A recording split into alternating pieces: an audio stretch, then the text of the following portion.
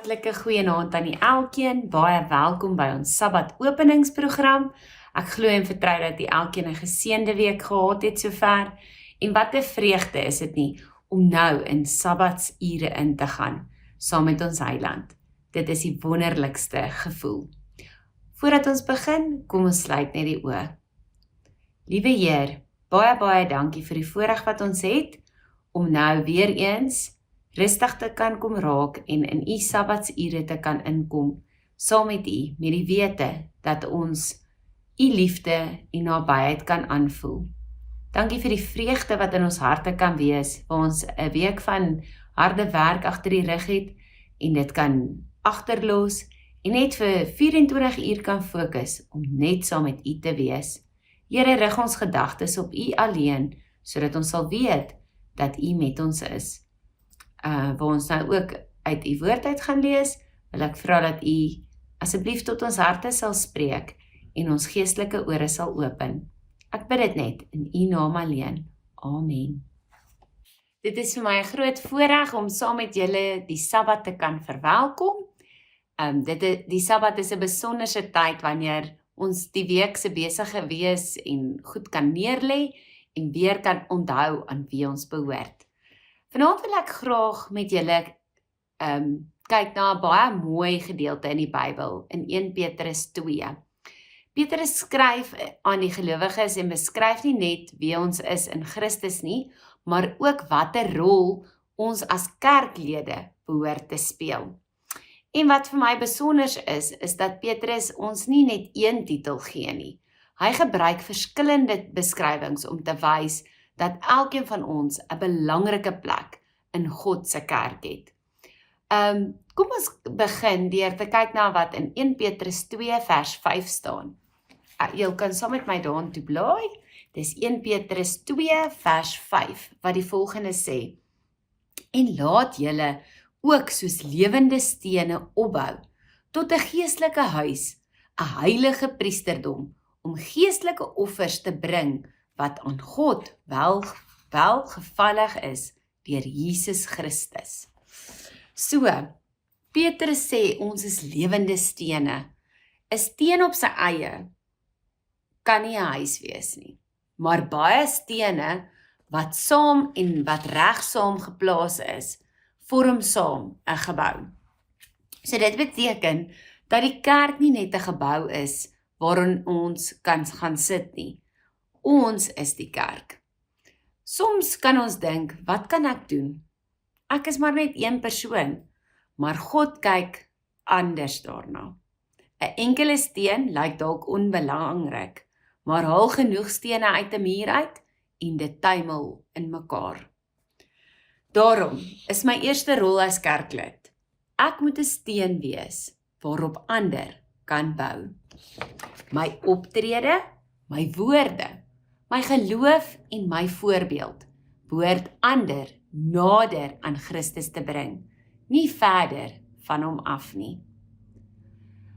Petrus sê verder dat ons 'n heilige priesterdom is. In die Ou Testament was die priesters verantwoordelik vir diens aan God en vir die bediening aan mense. Maar Petrus wys vir ons dat die bediening nie net vir 'n paar mense is wat voor in die kerk staan nie. Ons almal is geroep om te dien.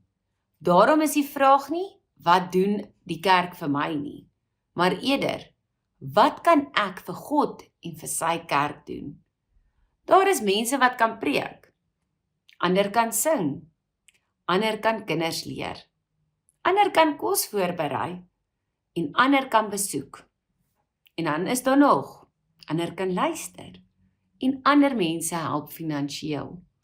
En party mense se grootste bediening is dalk net om elke Sabbat iemand wat alleen voel, raak te sien en te vra, hoe gaan dit met jou regtig vandag? God het ons nie almal dieselfde gawes gegee nie, maar hy het elkeen van ons 'n rol gegee. Romeine 12 vers 6 sê, en ons het genadegawes wat verskil volgens die genade wat aan ons gegee is. Ons hoef dus nie iemand anders se bediening te probeer wees nie. Ons moet net getrou wees met ons eie. Kom ons kyk na 1 Petrus 2 vers 9. En dit sê, maar julle is 'n uitverkorene geslag, 'n koninklike priesterdom, 'n heilige volk, 'n volk as eiendom verkry, om te verkondig die deugde van hom wat julle uit die duisternis geroep het tot sy wonderbare lig. Wat 'n wonderlike beskrywing. 'n Volk as eiendom verkry. Ons behoort aan God. Ons identiteit kom nie eerste van ons beroep, ons prestasies, ons geld, ons sosiale status of selfs ons rol in die kerk nie. Ons grootste identiteit is, ek behoort aan Jesus. En wanneer ons weet aan wie ons behoort, verander dit hoe ons leef. Ons tree anders op, ons praat anders, ons behandel mense anders, ons vergewe makliker, ons dien eerder as om bedien te wil word. Ons begin vra, Here, hoe kan ek vandag U verteenwoordig? Maar Petrus gaan nog verder en hy eindig in 1 Petrus 2 vers 9 af met belangrike woorde wat sê, sodat julle die deugde kan verkondig van hom wat julle uit die duisternis geroep het tot sy wonderbare lig. Hier kry ons ook nog 'n rol. Ons is getuies. 'n Getuie vertel wat hy gesien of ervaar het. Ons hoef nie almal 'n teoloog te wees nie. Ons hoef nie al die antwoorde te hê nie, maar ons kan vertel, ek weet wat Jesus in my lewe gedoen het. Ons kan vertel hoe God ons deur moeilike tye gedra het. Ons kan vertel hoe hy ons vergewe het. Ons kan vertel hoe hy hoop gegee het. Ons kan vertel waarom ons steeds geloof het, selfs wanneer ons nie alles verstaan nie. Ons lewe behoort eintlik 'n stille getuienis te wees. Wanneer mense na ons kyk, hoort hulle iets van Jesus te kan sien. Interessant genoeg gebruik Petrus ook die beeld van Jesus as 'n herder. In 1 Petrus 2 vers 25 sê hy, want julle was soos dwaalende skape, maar nou het julle teruggekeer na die herder en opsiener van julle siele.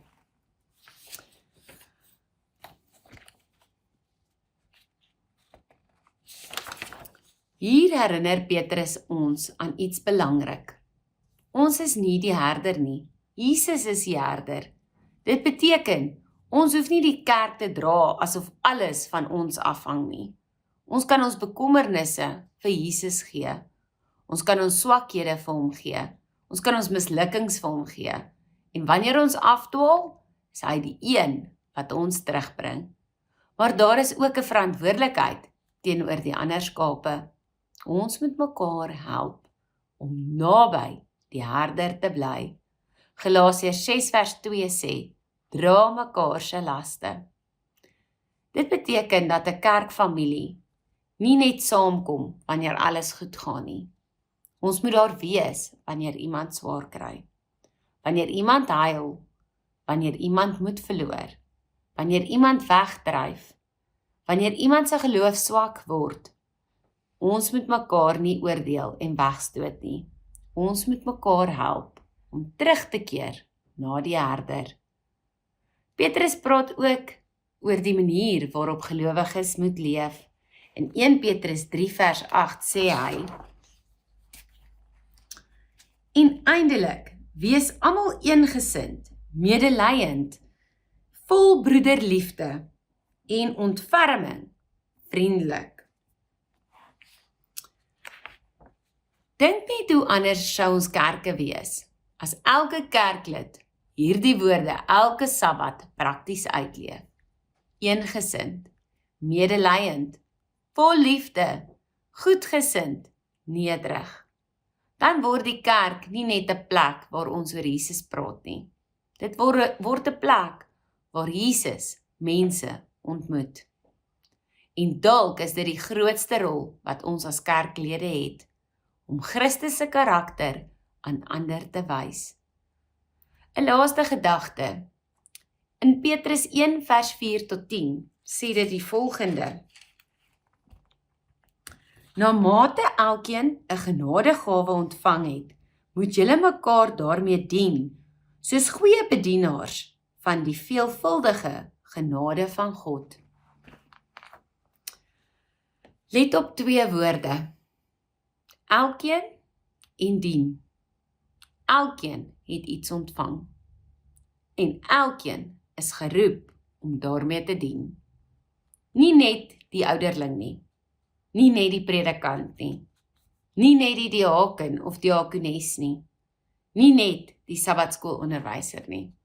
Elkeen van ons. Miskien is jou rol hierdie Sabbat om iemand te bemoedig. Miskien om iemand te vergewe. Miskien om iemand te besoek. Miskien om te bid. Miskien om jou getuienis te deel. Of miskien om 'n jong mens te help. Miskien om stilweg 'n taak te doen wat niemand anders raak sien nie. Maar onthou, God sien dit. Ons is lewende stene. Daarom moet ons bou. Ons is 'n heilige priesterdom. Daarom moet ons dien. Ons is God se eiendom. Daarom moet ons hom verteenwoordig. Ons is 'n getuie.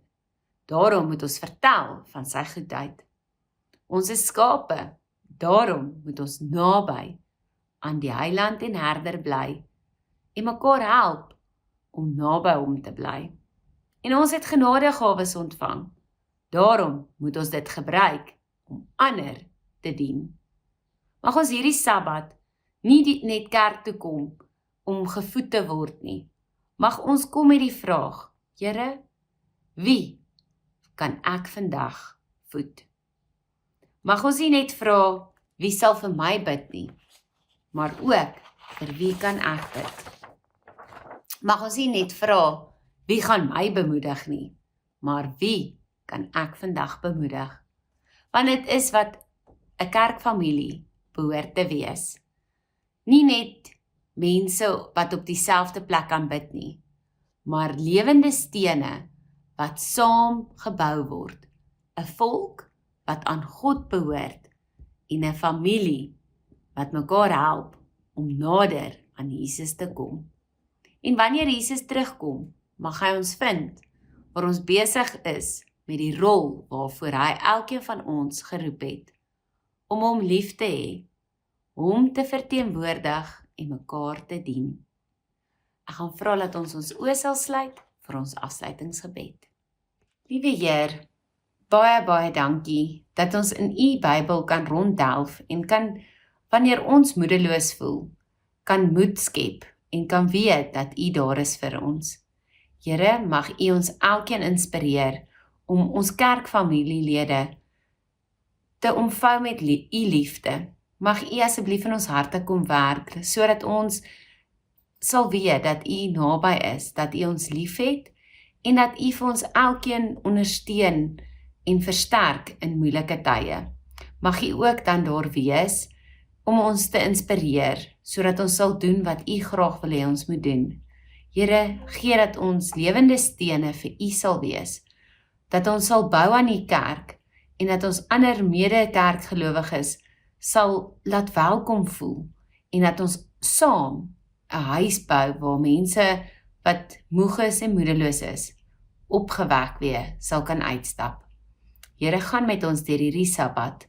Mag U ons asseblief styf vashou teen U bors en mag ons weet dat U teenwoordig is in ons lewens. Ons bid dit net in U naam alleen. Amen.